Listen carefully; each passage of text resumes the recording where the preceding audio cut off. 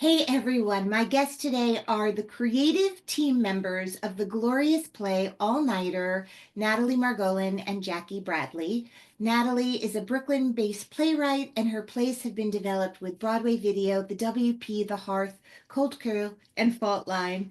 Her play, The Party, starring B.D. Feldstein, was published by the Dramatist Play Service, and that play is produced in high schools and colleges across the country, and that epic piece of theater began during the pandemic. We'll talk about that.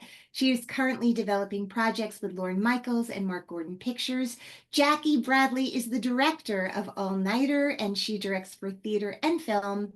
She's directed at Berkeley Rep, New York Theater Workshop, Arena Stage, Denver Center, and many more places. In film or for film, she has written for Netflix, Paramount, and FX, and more.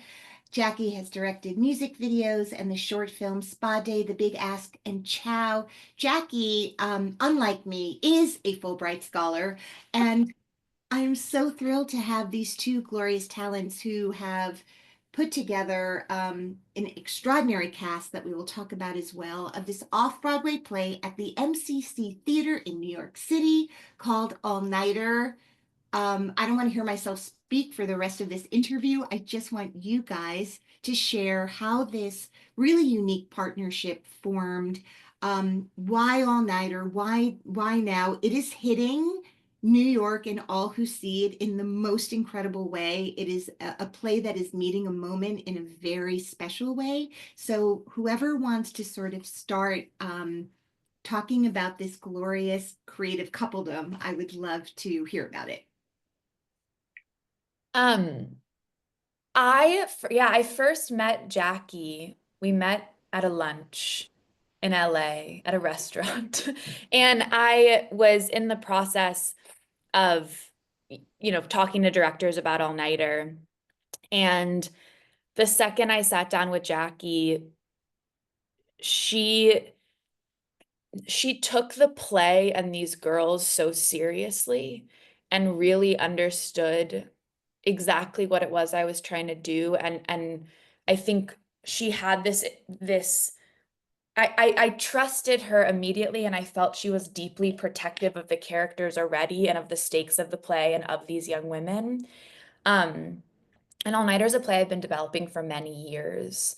And I think the the core of it are these characters, are these girls, and really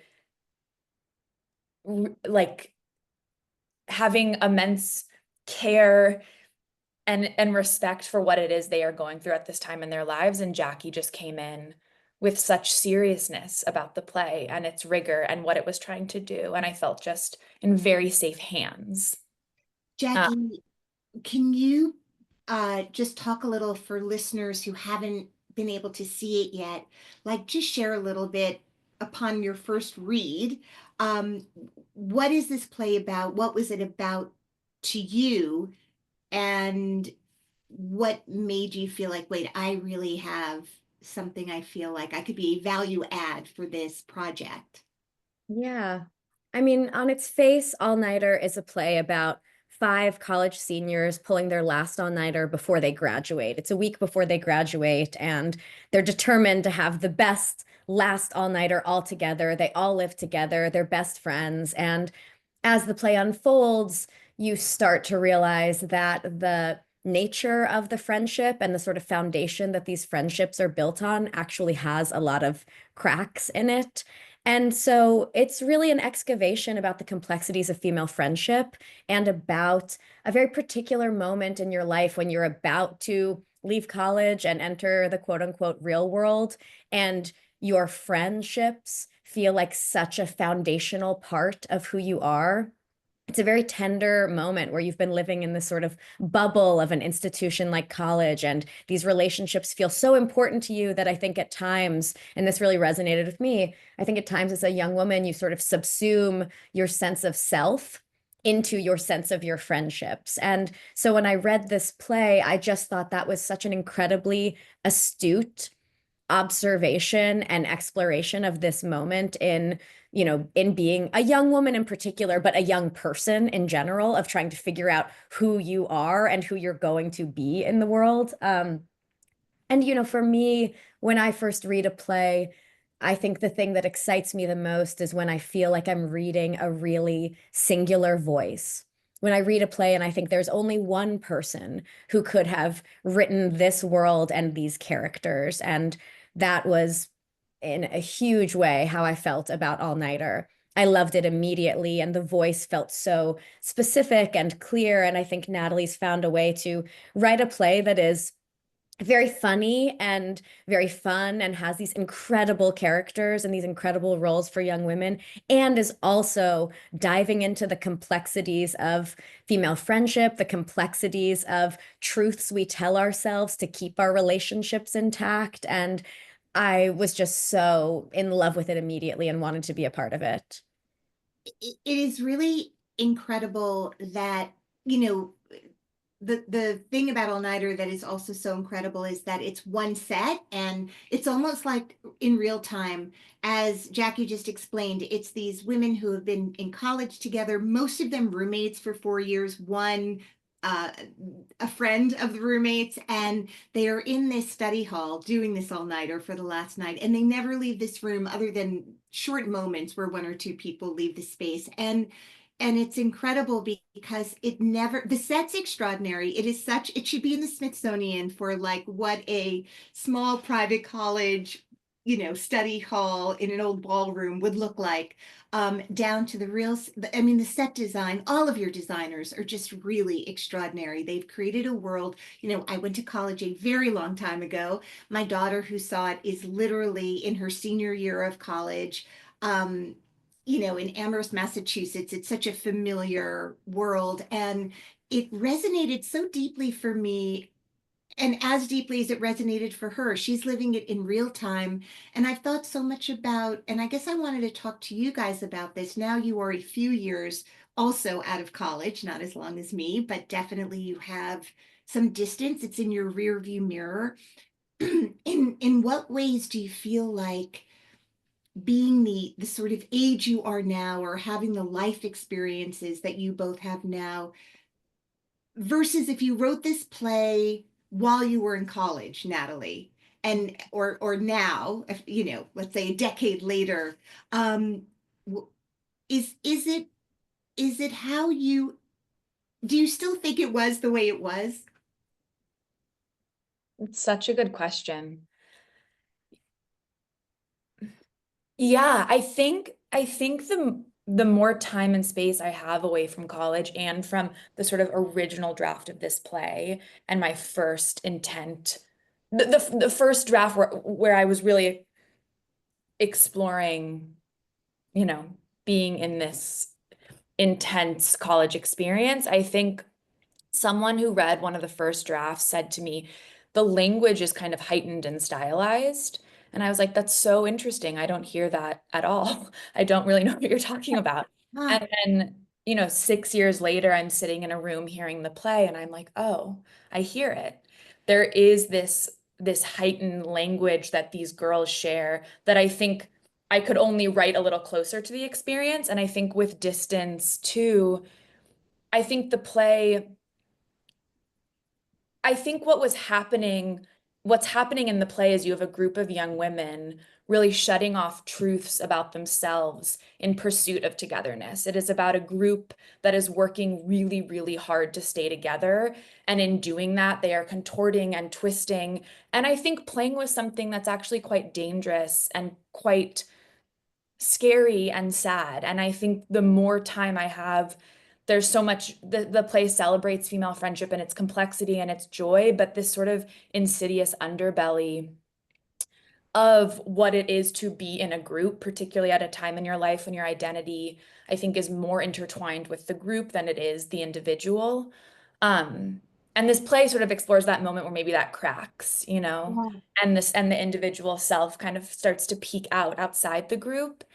And I think in some ways, I'd like to imagine that is only reserved for your time in college. But I think that question of what it is to be in a group and how much truth gets distorted to keep a group intact is a ripe and fruitful question that I think, it's not at the forefront of the play, but it's inside of it. I also thought, Jackie, something that was just so magnificent about how Natalie wrote it and also how you directed is this idea of like we're all the same, but we're not all the same, whether that is, where you grew up, how much money your family had, private colleges especially, but this is true of all environments, whether you're adult working person or in school, is we all sort of wear the same, if you're thrifting, you no one knows how much you have, right? And so if everyone's thrifting, then you could be like a really wealthy person's daughter, or you're thrifting because actually I have to buy clothes that are thrifted. And I thought there's also that dynamic that's very subtly revealed in your play, where it's unclear if certain behavior is coming out of some sort of psychological disturbance or actual need. And I feel like there are questions in this play that are subtly investigating really big themes of status and social position and competitiveness and wanting and longing, on all sorts of levels. And so I wonder, in terms of assembling, I'm just going to read for my listeners and viewers the extraordinary cast you have assembled. Um, that includes Christine Froseth, Catherine Gallagher, Julia Lester, Hannah Rose Liu, and Aaliyah Chanel Scott. This is like, and please correct me if I've said any name wrong, because I want to get it right. But what an extraordinary cast of glorious, glorious actors. Talk a little bit about the exploration of, it is definitely on the page. I feel like you have written, Natalie, like really individual characters, which is so impressive because they are all eating the same food, living in the same space, and speaking the same language. And so, how, besides hair color, do you really like, delineate between people? So, Jackie, talk a little bit about casting and then sort of the room and speaking about people's worlds that they lived in before they got to college.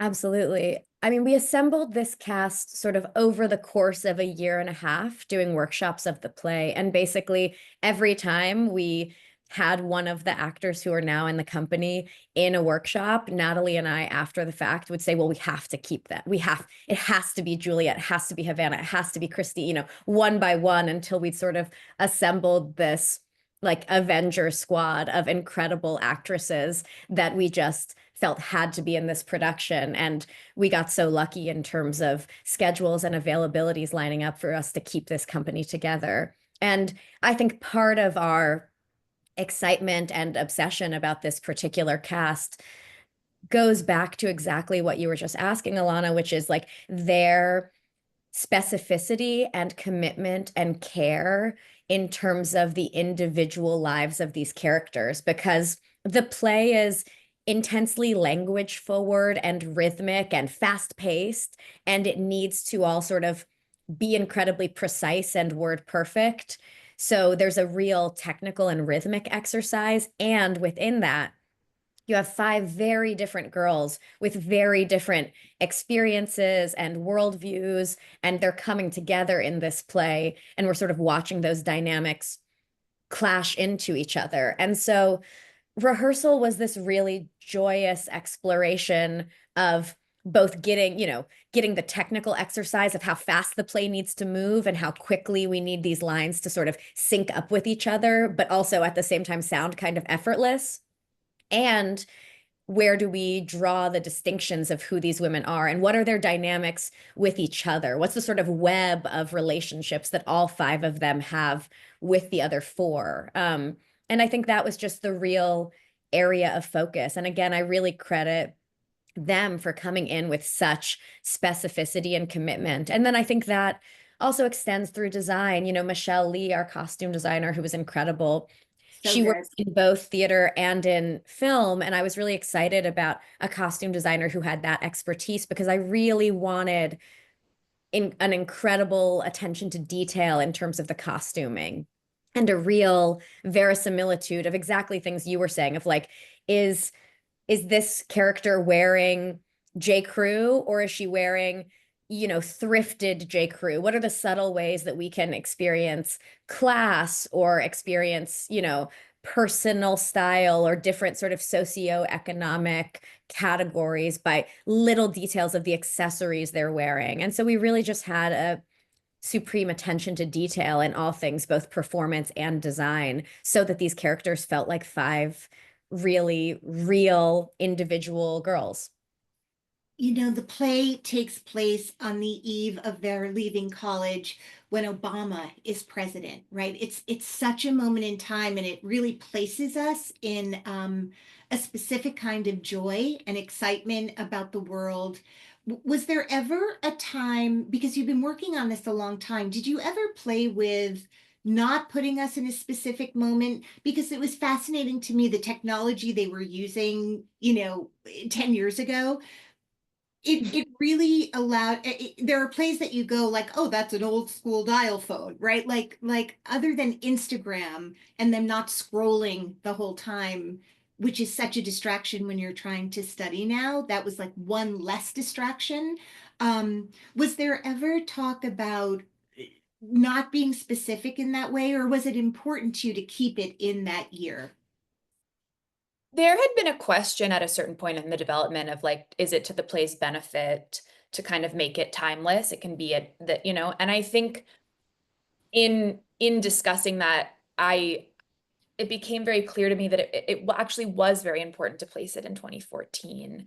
And I think to your point about that sort of joy and hope inside this sort of privileged institution that all these girls feel, and a pre-Me Too felt very important to me. A different language, a different set of tools, and a different language that these young women did not yet have. 2014 is just 2 years before Me Too, but that's it's a decidedly different time on college campuses in particular. And I think 2014 was extremely important to me, keeping the play in there. And also what I was speaking to before, the sort of danger, the sort of game these girls are playing, ultimately, that sense of danger of what it is to distort truth. I think in 2014, it's easier to not attach it to a national landscape. Right. Yeah, Yeah, that makes sort of sense. playing with fire, and they don't know it yet. I It's think that felt important to me. Yeah. right. Pardon me. When you begin working on a play, Jackie, especially one that's like so based on we're going to create a family, right? And you have done that so successfully with all the dynamics of a real family. Are there things that you do in a rehearsal room or specific to this play that when you look back at early days of rehearsal, um, you sort of exercises or ways of working around a table or even on your feet that were very much about that are in your toolbox of how you love to direct and that were very useful for this production? Yeah, I mean, I think every play and every company feels quite individual to me. And I feel like I sort of adjust a process to that company and the needs of that particular show. Right. But I do, in general, really believe in an ethos of creating a really warm rehearsal room where people feel like they can ask any question or try anything. And I think that sense of safety and trust, that there are no bad, stupid questions or wrong choices, especially in the early phases when you're exploring things, I think that ethos feels really important to me as a director. And I think it actually gets the best work out of actors when they feel like there's real safety in a process. So that was certainly something we emphasized. And this one was interesting because we had five really experienced and really talented actors, but coming from very different experience sets. Julia and Catherine, mostly both, Tony nominated, but for musicals. Aaliyah, who went to school for theater but has been on a TV show. Christine and Havana, who have incredible careers in TV film but had never been on stage before. And so I think a lot of the work in the room at the beginning of the process was just sort of articulating what each step of the process was going to entail and what my and the show's sort of expectations were at different points in the process. So that's a very like logistical answer to the question, but I think it actually created a foundation where everybody knew, okay, this is what we're going to be doing in this week of rehearsal. This is when we have to be off book. This is what we're all working towards. It kind of gave us this shared vocabulary that often I think is something you take for granted in a process, that everyone knows what those benchmarks were, but we got to kind of define them for ourselves. And then beyond that, I really believe in even a casual kind of like physical group warm up, even when you're doing table work, just as a moment to be in your body and all just sort of be connected and remember that you have a body. Sometimes, particularly in a play like this, when you're sitting and talking for a long time, it can start to feel really cerebral or really disembodied. And we also did some things, we always warmed up to like a 2014 playlist to just kind of remind us of the very specific sound of that year. And I had the company send in any photos of them, either from this time, from 2014, or from like just when they were sort of at this point in college. I also sent in a lot of photos and we put them all up on the rehearsal wall. So the rehearsal room was kind of like filled with photos of all of us at this very tender point. So we could sort of access it really easily. So we did some things like that to kind of root us in both the time period of 2014 that Natalie spoke about and the sort of emotional period when we were all this age, because most of us are, at least a couple years removed from it. What about by the way, the idea that all these people, just to go back to what you said before, had a moment where their schedules allowed them to not be on sets or locations or other shows and all come together. There is this sort of energy that happens when Julia Lester's character enters the play that is so exciting, and I felt also like perfectly, if you're a conductor, Jaki, kind of perfectly modulated to actually still be in the world of this play, which is, it's such a slippery slope, right? To find that exact recipe for something to remain realistic, and also over the top at the same time, if that's a appropriate use of the words, over the top, Absolutely. because it's really rooted and grounded in something.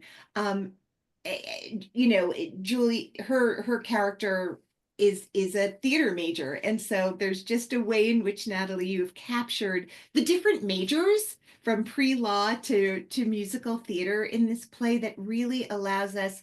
I mean, because I'm of a different generation, it's fascinating. I was like, is it No Exit? Is it the Heidi Chronicles? Like, there are touchstones in theater history that are really uh, honored in this play, and yet it's a whole new form, and it's really thrilling to like be a theater goer for as many years. And I told Natalie this, I mean, little known fact, Natalie is a friend of mine, and I'm just such a fan as well, and have just been privy to and privileged to be at other readings of other things you've done. And you have such a singular voice, as Jaki said. It's like really an incredible thing when someone, you think you're like, oh, this is Heidi, it's nothing like it, but there are touchstones that let us know early on where we are in place and time and sort of themes.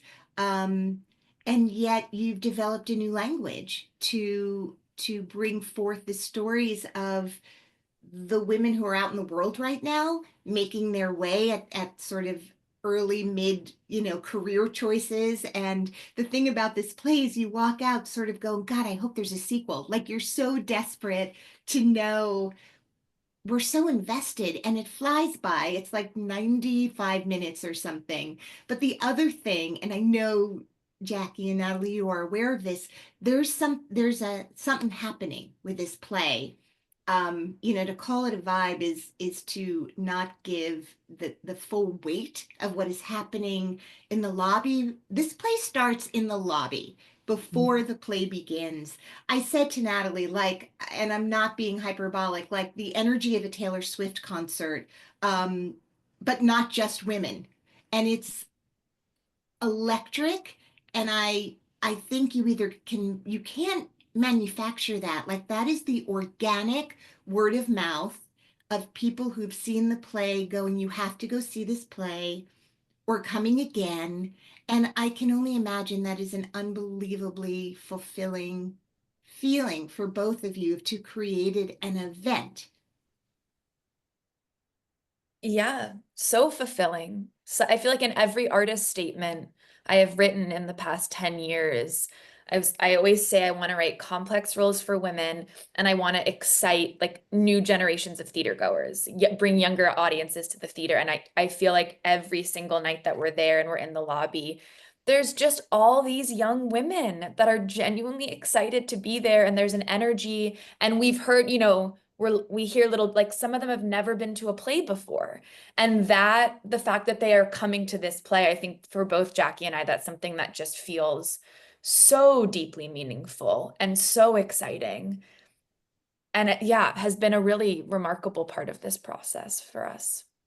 I know. Yeah, and so Go ahead. fun to see an audience that, like Natalie said, there is this huge audience base of young women and young women who aren't necessarily like traditional theater goers. And it's also been amazing to see that the play, I think, resonates beyond that. I think the play has a particular salience if you're a recent college grad or if you're a young woman who has had this experience. I think there's something that really you feel really seen by it. But I also think like parents of people who are in college are coming out being like, this feels so resonant to my son or my daughter's experience. And I also think Natalie has just written a really excellent play that is funny and has some real drama and pathos to it and has some real tension and thrills to it. And I think it's that kind of visceral experience and vocal audience experience that is sort of creating something that feels like an event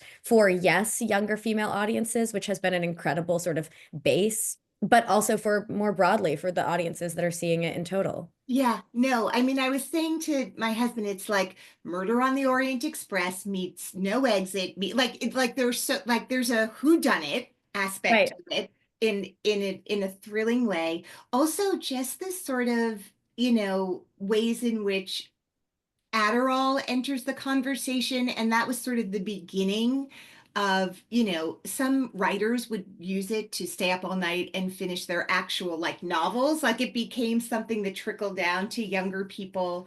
Um, I mean, it's also just hilarious. And I would also say for listeners, even if you don't go to college, like even if your life doesn't bring college into your path, Yeah. it's just about human beings and how we, you know, it's a really interesting petri dish. Like you put five people in a room together with a goal of having to finish something by, it's like Survivor. I mean, it happens to be on a college campus. And so it's a very specific, perfect world you've created and both send up and also in a very real way live in it.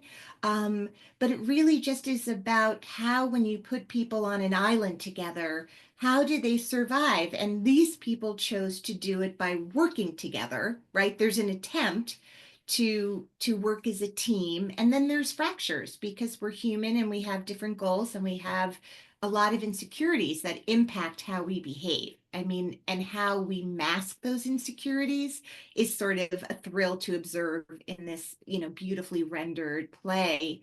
Um, anyway, I know that it has really been bringing joy to everyone in the show and to everyone who gets to see the show.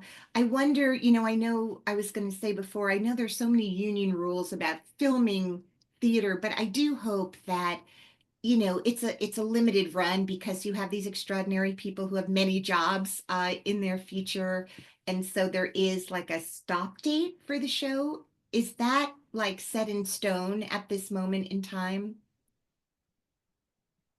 Yeah. That's Okay. a good Yeah. question. I mean, I think, you know, I think it is tough with this group of actors. I think if we can extend a little bit, that maybe, but like you said, it's a really extraordinary group. And so it feels like we've mostly got this team together while we've Yes. got this team together. All right. Well, I hope you can film it, and if not, I hope you write the screenplay and sort of do it in a way that people all over the globe can see it. I'm really really just so honored to get a moment with the two of you whose careers are also exploding in all these different ways and will bring us a lot of different work that inspires and gets us to ask questions and look at ourselves and the world in a really unique way. And so I thank you for this beautiful production.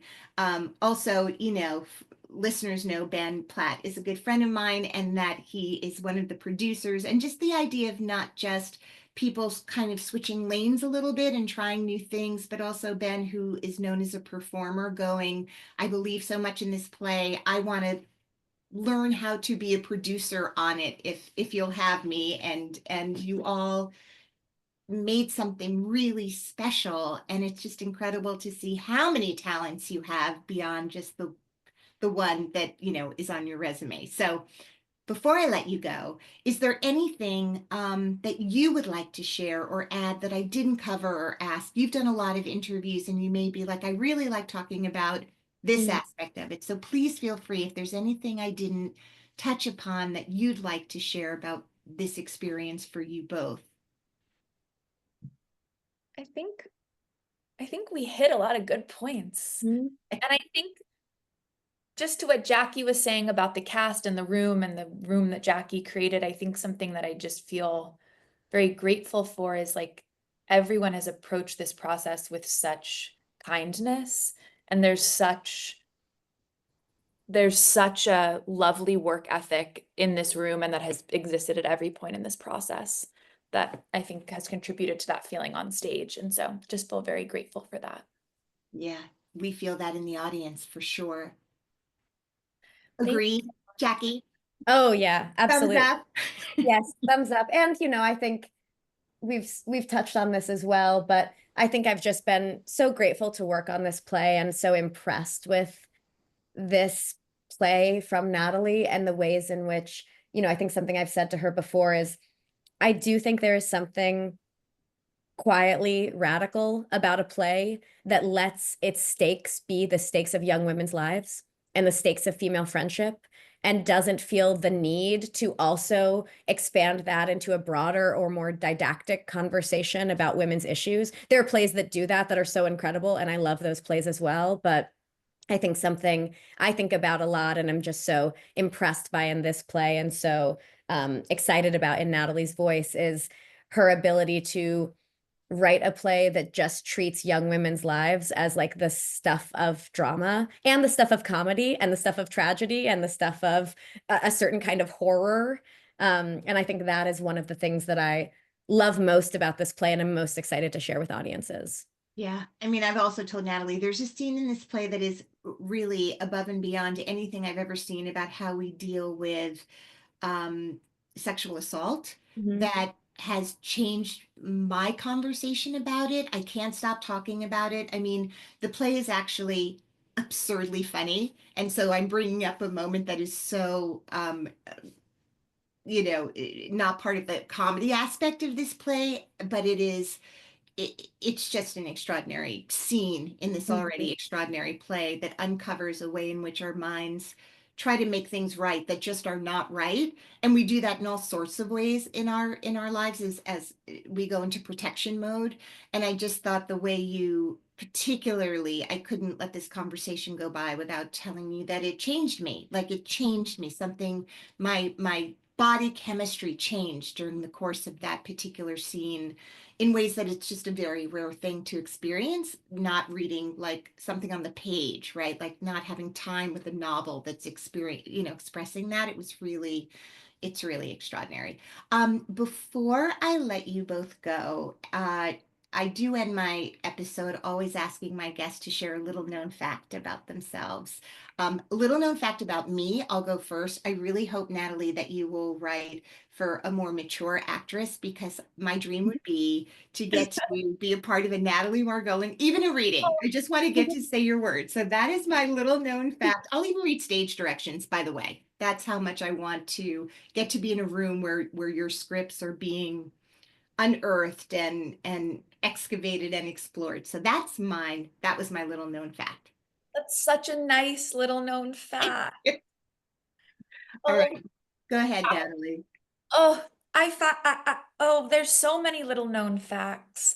I mean, I would also love to be in a room with you, Ilana. And Jackie, I'd like to do 10 million more plays with you. Yes, please. I feel like I've found a partnership that I feel is so sacred, and I'm so grateful for it. And I was gonna say something like I wanted to be like an ice skater when I was little. That's That enough. That's that's enough. a good one. That's a good Yeah. one. That's a really good little known fact. Yeah, I Yeah. was going to say a different one, but if we want like an all-nighter little known fact, I mean, a very little known fact, as in only Natalie and I know this, is after we got lunch the first time, which felt like this real kismet. This is an artistic partnership that I think we're going to have for such a long time. I did send her immediately a play of me in college, right after we met, like from the car. I sent her a photo of me in college and was like, this is the play and these are the girls in the play. And it was me and a bunch of my friends sitting around a swimming pool wearing like these pink terry cloth jumpers, like drinking beers when I was like 20. And that was like the first thing I ever said to Natalie after we met about it, was like, this photo is the play to me. Oh my God. Well, will you please share that photo with me Yeah. unless it's not something you want on social media? Because I No, think no. be It is embarrassing but also totally shareable. I Both. really appreciate it. All right. Well, Natalie and Jackie, thank you for your extraordinary artistry. Thank you for being on the podcast today. Till when, as of now, is All Nighter available to be seen at the Manhattan Class Company Theater in New York City? May 18th. All right, people, get there. Get there.